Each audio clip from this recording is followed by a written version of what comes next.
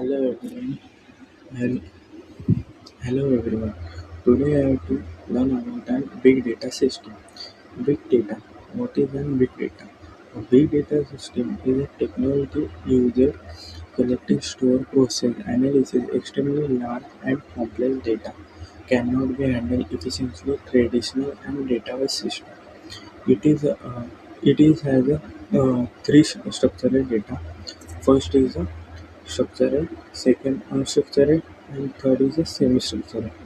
Structured data means uh, all sets of in a column like name, your date of birth, and whatever. And unstructured means your photo in different file, name in different file, and age in different file. This is called unstructured. And semi-structured means structured and unstructured data combined combination of semi-structured.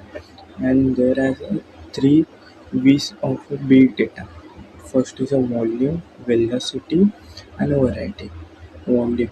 Out of amount of big data means data is not a small, large of 5 GBs and all. And velocity. First is a speed and data generation and process. Variety. Different types of text, videos. You can see a video. This is also variety of a data, video, sensor, and whatever. This is called the big data system overview of a starting information. Thank you for watching video.